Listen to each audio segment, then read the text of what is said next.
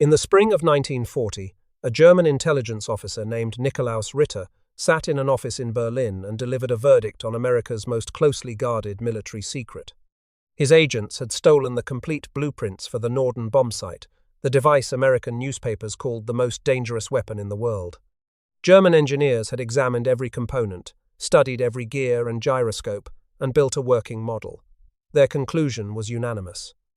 The American bombsight was impractical, too complicated, too difficult to manufacture, and no better than what Germany already possessed. 6,000 miles away, in a small factory on Lafayette Street in Manhattan, a 59-year-old Dutch-born engineer named Carl Norden was perfecting a device he believed would change the nature of warfare itself. He had spent 2 decades developing an instrument that could, according to the breathless claims of the American military, drop a bomb into a pickle barrel from 20,000 feet. The United States would eventually spend $1.1 billion on his creation, guard it with armed soldiers carrying Thompson submachine guns, and require every bombardier who touched it to swear an oath to defend its secrets with his life. Ritter believed the Americans were wasting their money. Norden was about to prove him catastrophically wrong, though not in the way anyone expected. The misjudgment began with a spy who worked in plain sight. Hermann Wilhelm Lang was a German-born naturalized American citizen who had marched in the Beer Hall Putsch of 1923 alongside Adolf Hitler himself. By the late 1930s, he worked as an assembly inspector at the Carl Norden Corporation, the small firm that manufactured America's secret weapon. His job gave him access to the factory floor where the bomb sights were built, piece by intricate piece, in conditions of absolute secrecy. In October 1937, Colonel Ritter, Chief of Air Intelligence for the Abwehr, Germany's military intelligence service, sailed to New York aboard the ocean liner Bremen.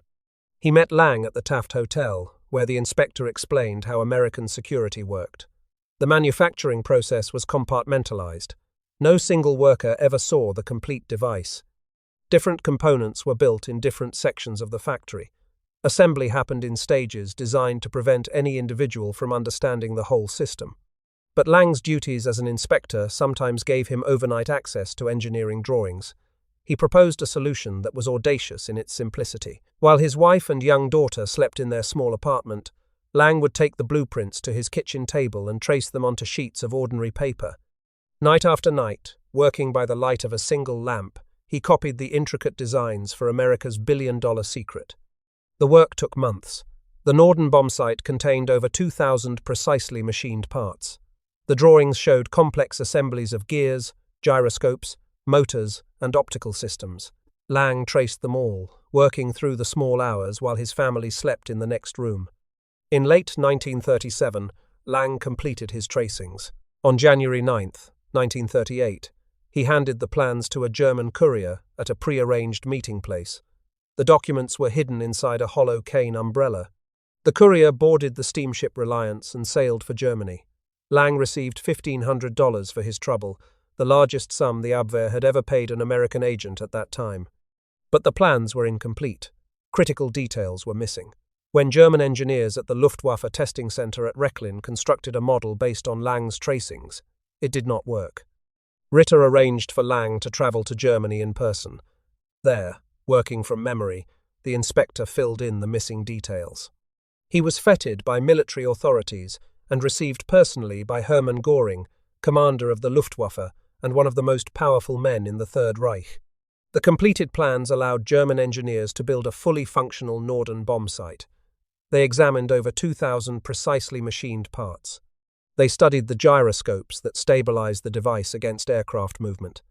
They analyzed the analog computer that calculated bomb trajectory using cam-driven linkages and differential gears. They tested the telescope, the stabilizer, and the connections to the autopilot. And then they issued their assessment. The Norden bombsight was a masterpiece of American over-engineering. It was too complex for mass production. Its 2,000 components required precision machining that would strain any factory trying to produce them in wartime quantities.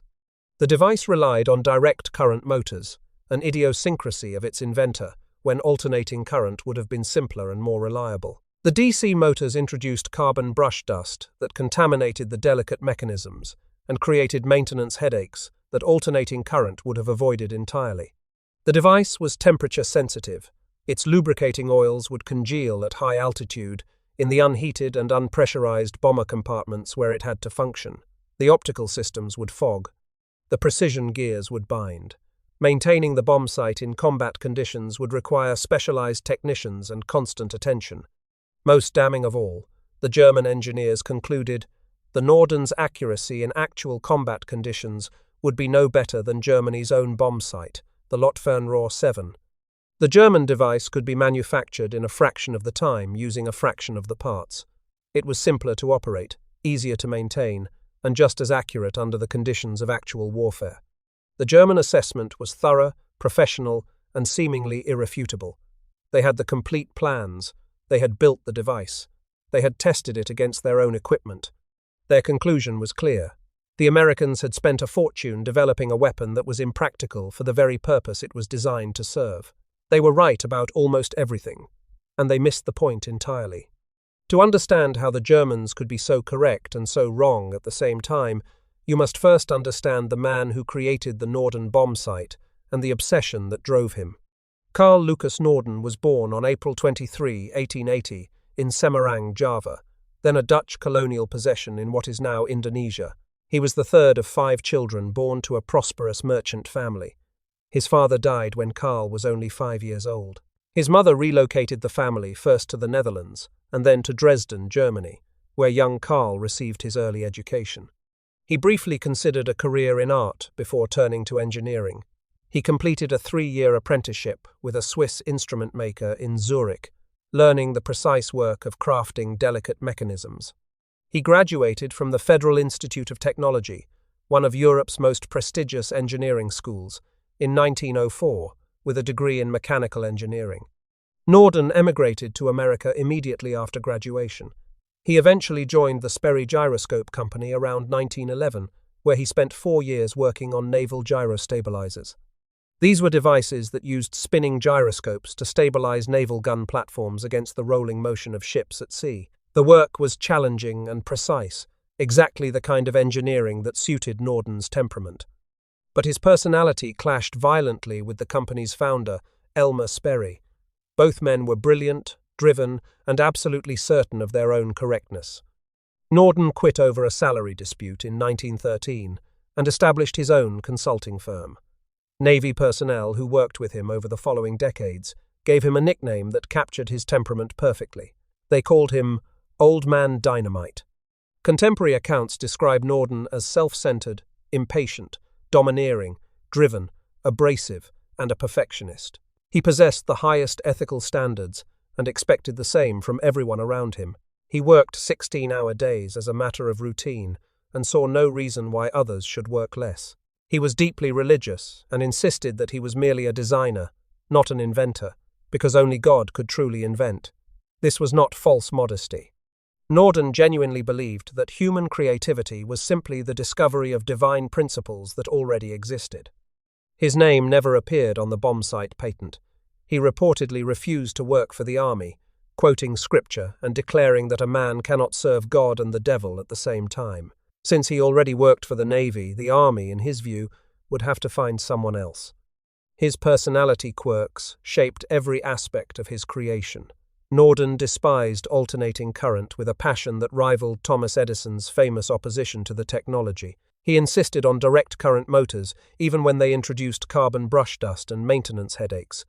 He had an aversion to electronics in general, and relied on mechanical solutions, even when electrical circuits would have been simpler and more reliable. These idiosyncrasies would later contribute to the device's combat shortcomings, but they also reflected something profound about American technological ambition in the early 20th century. Norden was not simply building a weapon, he was pursuing mechanical perfection. He believed that precision engineering could solve problems that had defeated generations of military planners. He believed that if a device could be made accurate enough, it could transform the nature of warfare itself. His business partner, Theodore Harold Barth, was Norden's perfect complement. Barth was a former army colonel who had managed gas mask production during the First World War. Where Norden was abrasive and engineering-obsessed, Barth was charming, diplomatic, and business-savvy. The Navy recommended the partnership specifically to free Norden for design work, while Barth handled contracts, negotiations, and publicity. Together, they formally incorporated Carl Norden, incorporated in 1928. The company would eventually employ hundreds of workers and produce tens of thousands of bomb sights. But in the early years, it was essentially Norden's personal workshop, where he could pursue his vision of mechanical perfection without interference. The United States Navy contracted Norden around 1920 to develop a gyro-stabilized bombing platform. His first creation, the Mark 11, arrived in prototype form in 1924. It disappointed everyone. From just 3,000 feet, it achieved a circular error of 110 feet, worse than existing systems. Bombardiers complained that operating it required both hands, both feet, and the teeth. The device was complicated, finicky, and no more accurate than simpler alternatives. But Norden persevered. By 1928, he had improved accuracy to 2% of altitude, and the Navy placed a contract for 80 units, worth $348,000. The breakthrough came in June 1929, when the Navy offered Norden a contract for an entirely new synchronous-type bomb sight. He retreated to his mother's house in Zurich, Switzerland, and worked in isolation for months. He returned in 1930 with a working prototype that Navy engineers called revolutionary. Testing of the Mark 15 began in February 1931 at Dahlgren Naval Proving Ground in Virginia. The results were stunning by any standard of the time. From 4,000 feet, the new bomb sight achieved a circular error of just 35 feet. From higher altitudes, 80 bomb runs demonstrated an average miss distance of only 75 feet. Setup time dropped from 50 seconds with the older model to just 6 seconds with the new design. On October 7, 1931, the Mark 15 placed 50% of its bombs directly on target, compared to just 20% for the Mark 11. What made the Norden revolutionary was its integration of 3 separate functions into a single unified system, something no previous bomb sight had achieved. The sight head, which bombardiers nicknamed the football because of its shape, contained a vertical gyroscope that kept the optical system level regardless of aircraft movement.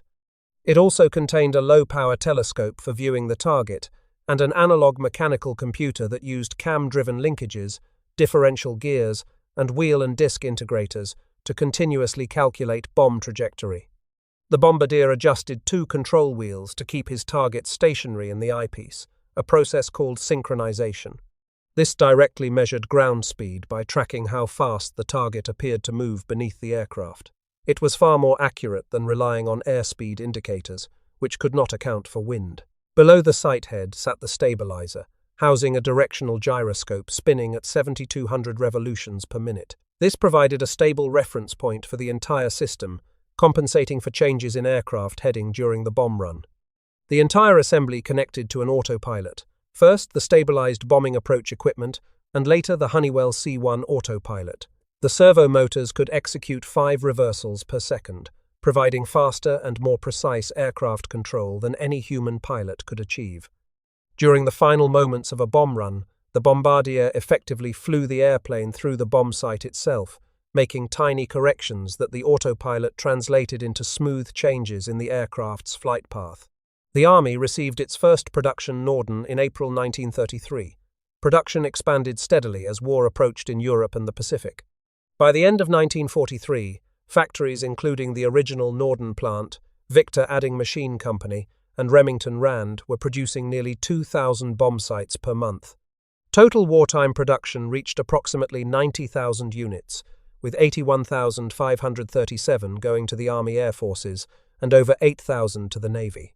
The complete program cost $1.1 billion in 1940s currency. This was roughly 2/3 the cost of the Manhattan Project that would produce the atomic bomb. No single piece of military equipment in American history had ever commanded such resources. The claim that the Norden could drop a bomb into a pickle barrel from 20,000 feet became one of the most enduring pieces of propaganda in the Second World War. Nobody knows exactly who coined the phrase. Some historians believe it originated with Theodore Barth, who was among the most energetic promoters of the bomb sight. One of the earliest documented appearances came from a journalist in 1939 who claimed the device could drop a bomb in a pickle barrel from 18,000 feet.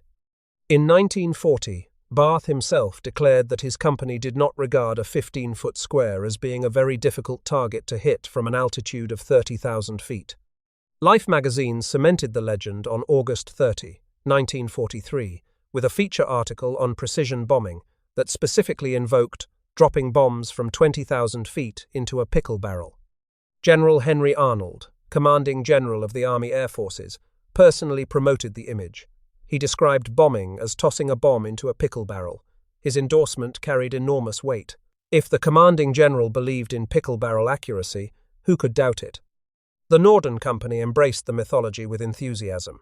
In April 1943, the company hired Madison Square Garden for a single evening and brought in the Ringling Brothers and Barnum and Bailey Circus to perform a skit where two clowns on a low trapeze dropped a balloon bomb onto a barrel below. The audience loved it. The image was perfect. There was just one problem with the pickle barrel claim. The Norden's telescope had only 2.5 power magnification. You could not even see a pickle barrel from 20,000 feet, much less hit one. At that altitude, even a large building appeared as a tiny smudge. A pickle barrel would be completely invisible. The claim was never meant to be taken literally. It was designed to do something far more important than describe reality. It was designed to justify a doctrine. At the Air Corps Tactical School at Maxwell Field, Alabama, a group of brilliant young officers had developed a theory that would shape American air power for generations. They believed that modern industrial economies were interconnected webs of vulnerable choke points. Destroy the ball-bearing factories and tanks could not roll because their wheels needed bearings. Destroy the oil refineries and aircraft could not fly because their engines needed fuel. Destroy the electrical grid, and the entire war machine would grind to a halt because factories needed power. This theory, which historians would later call the industrial web theory, required one crucial assumption. Bombers had to be able to hit specific factories, not merely cities. The alternative was the British approach of nighttime area bombing, which deliberately targeted entire urban areas to break enemy morale by killing civilians and destroying homes. American planners found this approach both immoral and ineffective. Precision bombing, they argued, was not only more humane but more efficient. Why destroy an entire city when you could destroy a single factory? Why kill thousands of civilians when you could eliminate a few hundred workers at a critical plant? The officers who developed this doctrine, men like Harold George, Kenneth Walker, Haywood Hansell, and Lawrence Kuter, became known collectively as the Bomber Mafia. They were true believers in the transformative power of strategic air power. They believed that bombers could win wars without the need for bloody ground campaigns. They believed that precision was not merely possible but essential. The Norden Bombsight became the technological foundation for this entire doctrine. Without a device that could theoretically achieve pinpoint accuracy from high altitude, the theory of precision bombing collapsed. If bombers could not hit specific factories, they would have to bomb entire cities. If they had to bomb entire cities, America's moral distinction from British area bombing disappeared. The pickle barrel claim was not really about the bombsight at all. It was about justifying the entire American approach to strategic air warfare. It was about convincing the public, the Congress, and the military leadership that precision bombing was both possible and preferable. It was about building support for the massive bomber force that precision doctrine required. The security apparatus that surrounded the Norden reflected its doctrinal importance. The bombsight was stored in air-conditioned, dust-proof vaults patrolled by armed guards around the clock. 2 soldiers carrying Thompson submachine guns accompanied the device whenever it was transported from storage to aircraft. The bombardier was under orders not to remove the canvas cover from the bombsight until the aircraft was actually airborne. General Arnold personally insisted on these protocols. Every bombardier who trained on the Norden swore a solemn oath to defend its secret with his own life if necessary. The exact wording varied, but the meaning was clear. This device was so important to American war plans that a man was expected to die rather than let it fall into enemy hands. The destruction protocols evolved through 3 stages as the war progressed and the threat of capture increased. First, bombardiers were instructed to shoot critical components of the bombsight with their .45 caliber service pistol if the aircraft was going down over enemy territory. Then a blowtorch-like device was introduced that could quickly melt key parts. Finally, thermite incendiary grenades were installed that would reduce the entire bombsight to a useless lump of metal in seconds. All 50,000 Army Air Force's bombardiers signed secrecy papers. The bombsight shops on each base were manned by specially trained sub-depot personnel in what was considered probably the most technically skilled ground echelon job, and certainly the most secret, on any American airfield. The supreme irony was that none of this elaborate secrecy mattered. Germany had possessed the Norden's secrets since 1938, when Hermann Lang completed his espionage mission. All the armed guards and sworn oaths were protecting information the enemy had possessed for years before the first American bomber crossed the English Channel. Lang was arrested on June 28, 1941, as part of the largest spy roundup in American history. The case began with a man named William Siebold, a German-born naturalized American citizen who had returned to Germany to visit his family in 1939. The Gestapo approached him and pressured him to become a spy. They threatened his family. They showed him that they knew about a minor criminal record from his youth. But Siebold did something the Gestapo did not expect. He went to the American consulate in Cologne and reported everything. He agreed to pretend to work for German intelligence while actually working for the FBI. For over a year, Siebold operated a monitored shortwave radio station on Long Island, passing carefully controlled information to Germany while recording every message he received. He also ran an office in Manhattan, where German agents believed they could pass information safely. Every conversation was recorded. Every document was photographed. When the FBI finally moved on June 28, 1941, 250 agents arrested 33 German spies in a coordinated sweep across the country. They pulled suspects from ships, bars, and beds. It was the largest spy roundup in American history to that date. All 33 defendants were convicted by December 13, 1941, just 6 days after the Japanese attack on Pearl Harbor. The timing could not have been worse for the defendants. A nation at war had little sympathy for foreign spies. Lang received 18 years in federal prison. He was released and deported to Germany in September 1950. The New York Times reported during the trial that the secret of the Norden Bombsight had been in German hands since 1938. The revelation made front-page news. Years of elaborate security had been completely compromised before the war even began.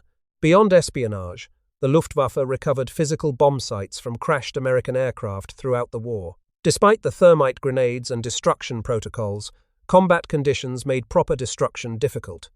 Fire, crew, casualties, the chaos of emergency bailouts, and the simple panic of a dying aircraft frequently prevented bombardiers from following procedures. Over the course of the conflict, approximately 40 B-17 bombers were captured intact or with repairable damage by German forces. About a dozen were put back into flying condition and used for testing and training. Each one provided another opportunity to study the Norden Bombsight in detail. Yet knowing the secret and understanding its significance were two different things entirely. When Luftwaffe engineers compared the Norden to their own Luftwaffe 7, they saw only complexity without commensurate benefit. The German bombsight embodied a fundamentally different design philosophy. Where the Norden was a masterpiece of mechanical intricacy with over 2,000 parts, the Luftwaffe 7 prioritized simplicity and ease of manufacture. The entire German mechanism fit in a single metal box with an extending mirror tube. The Norden required a separate sight head and stabilizer, each needing independent maintenance and calibration. Operation of the German bombsight required just 3 large knurled knobs, deliberately sized so bombardiers could distinguish them by touch alone in the dark or while wearing heavy gloves at high altitude. Unlike the Norden, which could not view targets directly ahead of the aircraft and required the bombardier to tune on a closer reference point before acquiring the actual target, the German bombsight could track targets from 90 degrees to 40 degrees ahead of the aircraft, with 20 degrees of lateral coverage on each side. This gave German bombardiers more flexibility in their approach. Most importantly for Germany's smaller bomber crews, the Luftwaffe 7 could be operated by a single person. This was essential for aircraft like the Arado R-234 jet bomber, where the pilot engaged the autopilot, removed his control yoke, and operated the bombsight himself. The Norden required a dedicated bombardier. German engineers built a mock-up of the Norden, tested it extensively, and concluded it was impractical for their purposes. The Luftwaffe had already installed the Luftwaffe 7 across its bomber fleet, and did not want to replace it with a device that was harder to manufacture and required more time and more precision tools to build. In 1945, a unit of General George Patton's Third Army discovered a hidden factory in the Tyrolean Alps, producing a device designated Luftwaffenzielgerät EZ-42. American technical intelligence initially believed it was related to the Norden Bombsight, though post-war analysis revealed it was primarily a gyroscopic gun sight.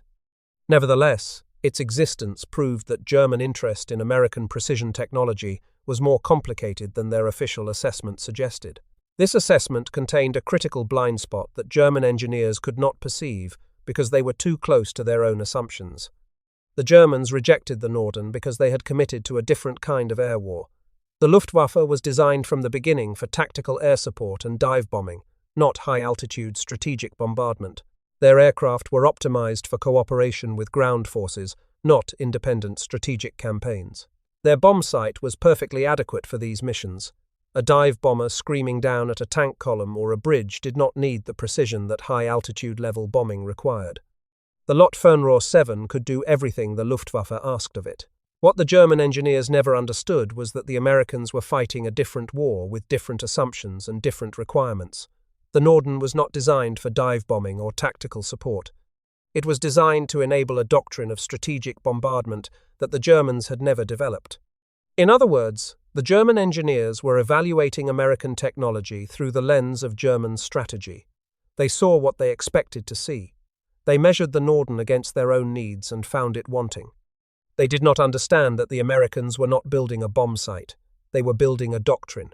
The gap between the Norden's test range performance and its combat record represents one of the war's starkest illustrations of technology meeting reality. Under ideal conditions at Dahlgren Naval Proving Ground, the bomb sight demonstrated a circular error of just 75 feet from high altitude. In the skies over Germany in 1943, that figure ballooned to 1,200 feet. This was 16 times worse than training conditions had suggested. Only 16% of bombs fell within 1,000 feet of the aiming point. Some studies found the figure as low as 5%. The average missed distance for 500-pound bombs dropped over Europe was 1,673 feet, more than a quarter of a mile. Given that a 500-pound bomb had a lethal radius of only 60 to 90 feet, most misses caused zero damage to the intended target. The reasons for this catastrophic gap were systematic and largely insurmountable within the technology of the time. European weather was the Norden's greatest enemy. General Ira Eaker, commander of the 8th Air Force, wrote in frustration that there had been no day since September 17, 1943, when it was possible to see targets in Germany well enough to bomb them visually, with any hope of success. Visual bombing was possible only 6 to 9 days per month. Bombers sat grounded 4 out of every 5 days, waiting for weather that rarely came. Germany's fearsome anti-aircraft defenses made straight and level bomb runs suicidal. By late 1943, the German flak arm exceeded 1 million personnel, operating thousands of 88mm, 105mm, and 128mm guns. These weapons were radar-directed and increasingly lethal. Bombers that flew straight and level for the 30 seconds to 2 minutes required for a precision bomb run were sitting targets. Evasive action destroyed the stable platform the Norden required. The bomb sight could compensate for gentle turns and minor altitude changes, but violent maneuvering to avoid flak threw off all its calculations. The bombardier faced an impossible choice: fly straight and die from anti-aircraft fire, or evade and miss the target entirely. Formation flying made individual precision runs impossible regardless of weather or flak. American doctrine called for tight box formations to concentrate defensive firepower against German fighters, but this meant that individual bombardiers could not fly their own bomb runs. Instead, entire groups dropped their bombs when the lead bombardier signaled, regardless of what individual bombardiers saw through their own sights. Colonel Curtis LeMay, one of the most innovative tactical minds in the Army Air Forces, developed the lead bombardier system to address this problem. He identified the best bombardiers in each group and assigned them to lead aircraft in each formation. Every other aircraft would release its bombs the instant the lead plane did. If the lead bombardier was good, the entire formation would hit the target. If he was having a bad day, everyone would miss together. It was an admission that most bombardiers could not effectively use the device they had been trained on under actual combat conditions. The elaborate training, the sworn oaths, the precision engineering, all of it depended on a handful of elite bombardiers who could maintain their concentration and judgment while freezing at altitude, breathing pure oxygen, deafened by engine noise, and watching flak bursts walk toward their aircraft. The weather problem drove a technological shift that would have profound moral implications. In December 1943, the 8th Air Force received its first 6 H-2X radar sets, an American version of British H-2S radar that could see through clouds and darkness. Crews nicknamed it Mickey. Within 2 weeks of receiving these radar sets, Command authorized area bombing of cities using radar alone. The precision doctrine that had justified daylight bombing was quietly abandoned whenever clouds covered Germany. H-2X accuracy meant only 50% of bombs would land within a mile of the target. This was essentially the same result as RAF nighttime area bombing, the very approach American doctrine had been designed to avoid. The distinction between precision bombing and area bombing collapsed whenever bombardiers could not see their targets visually. By war's end, the 8th Air Force averaged about 1 radar area bombing attack per week on a German city, though this was rarely acknowledged publicly. Official pronouncements continued to emphasize precision bombing, even as the reality on the ground shifted toward deliberate attacks on urban areas. The precision bombing doctrine had quietly transformed into something its architects would not have recognized. Several missions crystallized the Norden story in all its complexity, showing both its occasional brilliance and its frequent failures. Bremen on March 18, 1943, was the first wide-scale successful use of the Norden with the automatic flight control equipment. The 303rd Bombardment Group placed 76% of its bombs within 1,000 feet of the target, destroying 2/3 of the Bremer Vulcan shipyard. This was precision bombing as the doctrine had promised. This mission produced one of the war's most dramatic bombardier stories. First, Lieutenant Jack Warren Mathis served as lead bombardier for the 359th Squadron. Upon his accuracy depended the entire formation's success. Every aircraft in the squadron would drop when Mathis dropped. He was just starting his bomb run, making the final adjustments to his Norden, when an anti-aircraft shell exploded directly beneath the nose of his aircraft. The blast shattered his right arm above the elbow and tore open his side and abdomen. It knocked him completely away from his bomb site. Mortally wounded, bleeding heavily, knowing he had only seconds to live, Mathis dragged himself back to the Norden. He reached the bomb site, made his final corrections, and released his bombs for a perfect strike on the target. He collapsed over his instruments and died before the aircraft reached friendly airspace. He was 21 years old. Lieutenant Jack Mathis received the Medal of Honor posthumously, the first awarded in the entire 8th Air Force. His older brother, Mark, a pilot, requested a transfer to Jack's crew and took his place as bombardier aboard the same aircraft. Mark was killed over keel 2 months later on his 4th mission. His remains were never recovered. The Schweinfurt raids tested the precision bombing doctrine to its breaking point and nearly ended American daylight operations over Europe. On August 17, 1943, 376 B-17 bombers attacked ball-bearing factories at Schweinfurt and Messerschmitt aircraft plants at Regensburg in a coordinated double strike. The plan called for both forces to hit Germany at the same time, splitting the defensive fighters between 2 targets. The Regensburg force, led by Colonel Curtis LeMay, took off first and achieved remarkable accuracy. Post-war studies showed the attack cost Germany up to 900 frontline fighter aircraft in lost production. Even the British, who were skeptical of American precision claims, were astonished by the results. But fog over England delayed the Schweinfurt force by over 3 hours. This gave German fighters time to refuel, rearm, and position themselves for the second wave. The Schweinfurt bombers flew into a hornet's nest. Of the combined attacking force, 60 B-17 bombers were destroyed. That was roughly 1 aircraft in 6, lost in a single day, a casualty rate that could not possibly be sustained. The second Schweinfurt raid on October 14, 1943, became known as Black Thursday. Of 291 B-17 bombers dispatched against the ball-bearing factories, 60 were shot down over Germany or crashed attempting to return to England. 17 more were so badly damaged they were scrapped. 121 others required extensive repairs before they could fly again. 26% of the attacking force was lost or damaged beyond immediate repair in a single mission. 650 men were killed, captured, or missing out of 2,900 who had taken off that morning. The 305th Bomb Group lost 130 men in a few hours, 87% of its assigned force. General Arnold publicly called the losses incidental, a necessary cost of strategic warfare. Privately, everyone knew the situation was untenable. Deep penetration raids into Germany were suspended for 5 months until P-51 Mustang long-range escort fighters became available in sufficient numbers to protect the bomber formations all the way to their targets and back. Operation Tidal Wave against the Ploiești oil refineries in Romania on August 1, 1943, represented the precision doctrine's ultimate crisis. The 178 B-24 Liberator bombers attacking the refineries flew a radical low-level mission, approaching at just 200 feet above the ground to avoid radar detection. At this altitude, the Norden Bombsight was useless. It was designed for high-altitude bombing, not hedge-hopping attacks. The bombardiers used simpler low-level sights instead. Navigational errors shattered the formation before it reached the target. The lead navigator made a wrong turn. Different groups arrived at the refineries at different times from different directions, losing the element of surprise and flying into fully alerted defenses.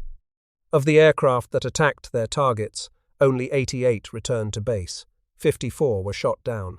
The remainder landed at various locations across the Mediterranean, out of fuel or too damaged to continue. 5 Medals of Honor were awarded for this single mission, more than any other air action in the entire war.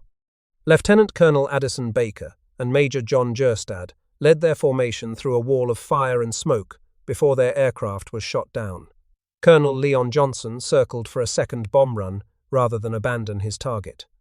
Colonel John Kane, whose aircraft was nicknamed Hail Columbia, somehow survived despite being hit by more than a dozen anti-aircraft shells. Second Lieutenant Lloyd Herbert Hughes attempted his bomb run even though his aircraft was trailing flames, and died when it exploded moments after releasing its bombs. The official assessment of Operation Tidal Wave was brutal. No curtailment of overall product output. The refineries were rebuilt within weeks. Approximately 30% of the attacking force was destroyed outright, and for all that sacrifice, oil production continued essentially unchanged. Yet accuracy improved dramatically as the war continued.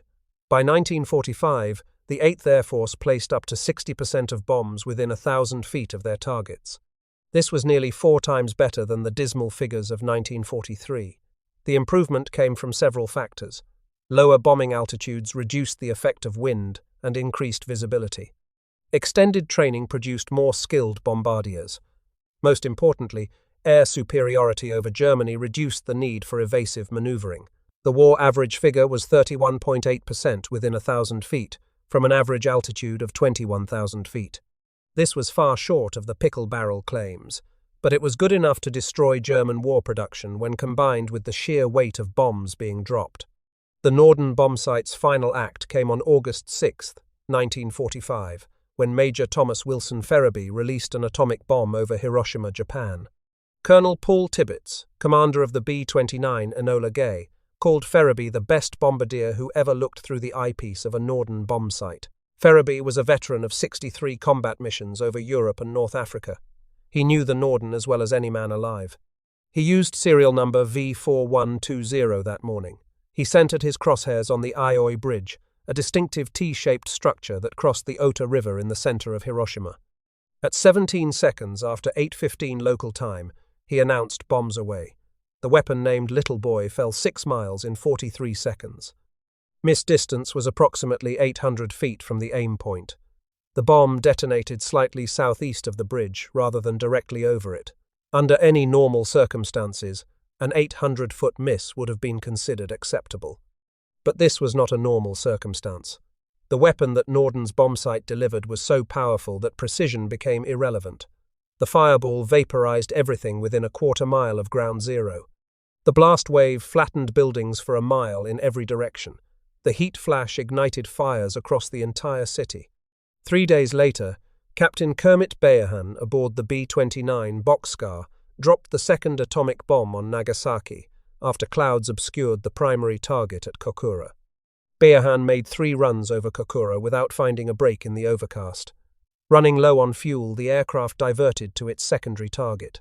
A last-second gap in the clouds over Nagasaki allowed Beahan to make a visual drop. Missed distance at Nagasaki was approximately 1.5 miles from the planned aiming point, the bomb detonating over the Urakami Valley rather than the intended industrial zone. But again, it did not matter. The plutonium bomb named Fat Man killed approximately 40,000 people instantly, with tens of thousands more dying in the following weeks and months. $1.1 billion spent on a precision instrument to deliver a weapon that made precision meaningless. The irony was lost on no one who understood what had happened. The German assessment was vindicated on nearly every technical point. The Norden was too complex for mass production under wartime conditions. It was too delicate for the extreme environments of combat flying. It offered no meaningful accuracy advantage over simpler bomb sites when weather, anti-aircraft fire, and formation flying degraded performance to roughly equivalent levels. The combat accuracy of American precision bombing was, as multiple studies concluded, similar to other Allied and German results. The elaborate secrecy was one of the great non-secrets of the war.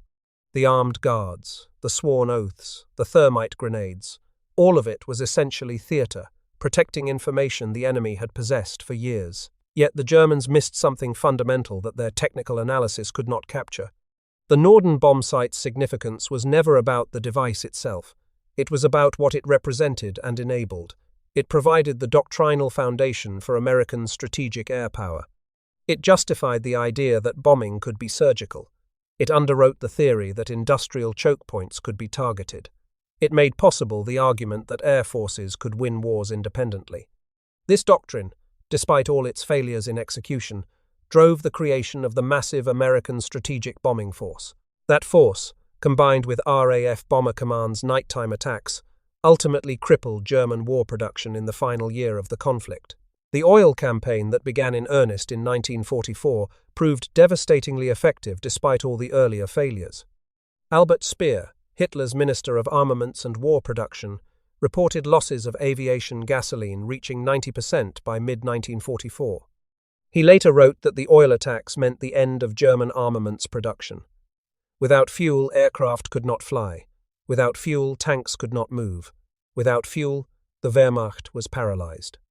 The United States Strategic Bombing Survey, conducted immediately after the war, concluded that Allied air power was decisive in the war in Western Europe, not precision bombing specifically, but the overall weight of the strategic campaign that precision bombing doctrine had made possible. The German failure was not in their bombsight engineering but in their strategic vision. By committing to tactical air support and dive bombing doctrine, the Luftwaffe never developed the long-range strategic bombing capability that might have changed the war's course. Their simpler bombsight was perfectly adequate for a doctrine that was itself inadequate for total war against industrial powers. Carl Norden's humanitarian vision proved tragically naive. He believed, with absolute sincerity, that his device would reduce suffering by allowing precise strikes against military targets while sparing civilian populations. He believed that precision was not merely a military advantage, but a moral imperative. In Germany, 3.6 million dwelling units, 20% of the total housing stock, were destroyed. An estimated 300,000 German civilians were killed by Allied bombing, with 780,000 more wounded. The precision doctrine quietly gave way to area bombing when weather prevented visual attacks. It gave way to incendiary raids on Japanese cities that deliberately targeted residential areas. It culminated in atomic bombings that rendered every previous calculation of precision obsolete. Carl Norden retired to Switzerland after the war. He sold his bombsight rights to the United States government for the symbolic sum of $1. He died on June 15, 1965, in Zurich, at the age of 85. Whether the perfectionist engineer who believed God alone could invent found peace with what his design had accomplished is not recorded in any historical source. The bombsight's last combat mission came in 1967, when Navy Squadron VO-67 used the device to drop seismic sensors on the Ho Chi Minh Trail in Vietnam. It was an inglorious final chapter for a weapon that had been guarded with such elaborate security. By then, surplus Norden bombsights could be purchased at Army surplus stores. The device that had required sworn oaths to protect was now available to anyone who wanted one. But the quest that Norden began continued through decades of technological evolution. Global positioning system-guided munitions in the 1990s finally achieved genuine pickle barrel accuracy, placing bombs within 10 feet of their aim points consistently. It took 50 years of technological progress to fulfill the promise Carl Norden made in 1931. The factories that built the Norden Bombsight have mostly been demolished. The bombardiers who peered through its eyepiece, who swore oaths to protect its secrets, who watched their friends die trying to achieve the precision it promised, have largely passed from the world. The war they helped win ended 8 decades ago. But the story matters because intelligence failures still shape history. The German experts who examined the Norden were capable professionals who understood their own requirements perfectly. Their analysis was technically accurate in almost every respect. What they missed was invisible to them because it existed outside their frame of reference. The Norden Bombsight was indeed impractical by German standards. It was poorly suited to the kind of warfare Germany intended to fight. But the Americans were not fighting Germany's war. They were fighting their own war, with their own assumptions, and their own willingness to pay whatever price victory required. The story of the Norden is not ultimately about gyroscopes or analog computers or the mechanics of dropping bombs from high altitude. It is about how the same facts can lead different people to opposite conclusions. It is about how the side that grasps what technology represents, not merely what it does, often gains the decisive advantage. If you found this story compelling, please take a moment to like this video. It helps us share more forgotten stories from the Second World War. Subscribe to stay connected with these untold histories. Each one matters. Each one deserves to be remembered. We would love to hear from you. Leave a comment below telling us where you are watching from. Our community spans the globe, from veterans and their descendants to history enthusiasts discovering these events for the first time. You are part of something meaningful here. Thank you for watching, and thank you for keeping these stories alive.